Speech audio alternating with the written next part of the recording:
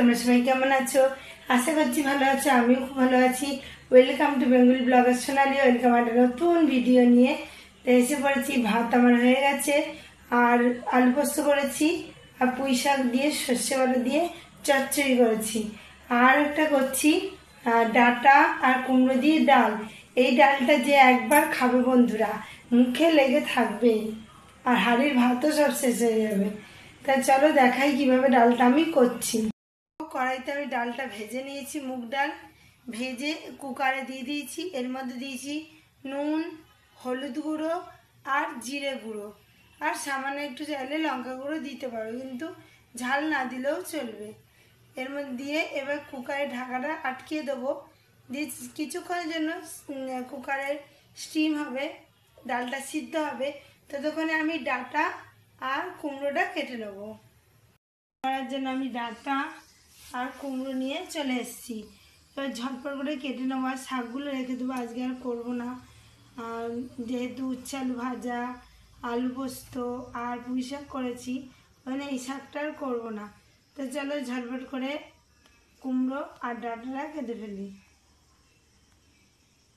ডাঁটা কাটার জন্য বসে গেছি, কুমড়ো নিয়ে নিয়েছি।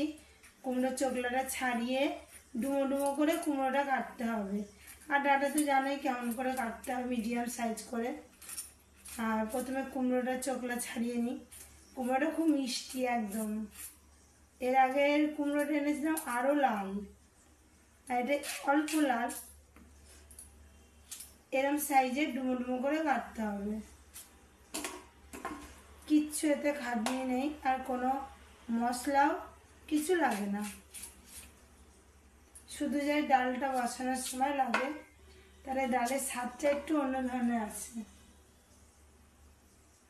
এই কুমড়োর আর একটু খানিক নেবো, যেহেতু ওখানে অনেকটা হয়ে গেছে। আর দেখো ডালেও সিটি মারতে বসে গেছে।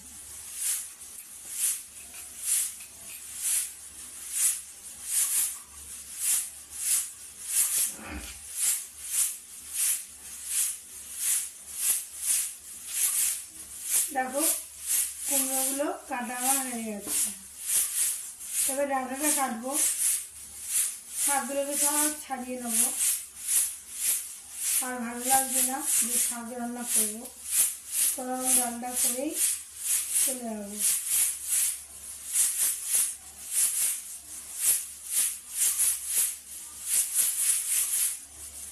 আর সবুজ ডালেরই বেশি স্বাদ আছে। তাও ডাঁটা এরমভাবে নেবে, ঠিক এইরকম করে টুকরো করবে, এইরকম সাইজে।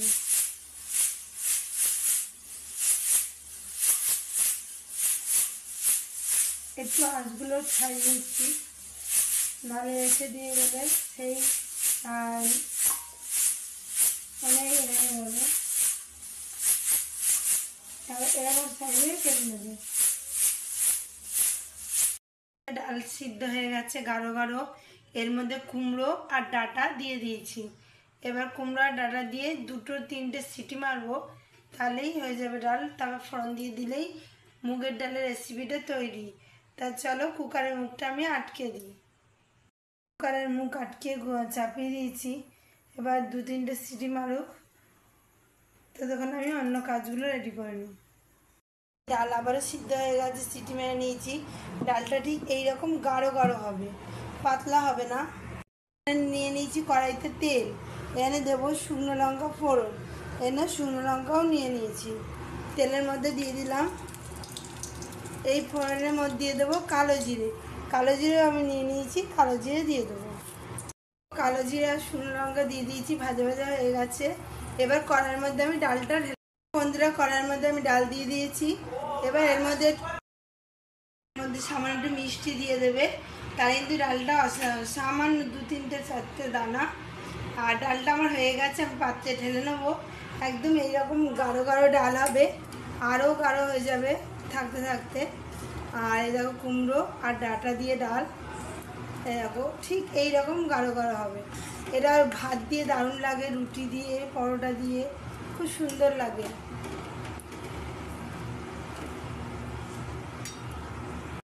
এই ডাল খুব পছন্দ সবার, সবাই ভাত দিয়েও খায়, রুটি দিয়েও খায়, সব কিছু দিয়ে খাওয়া যায়, আর খেতেও খুব ভালো লাগে।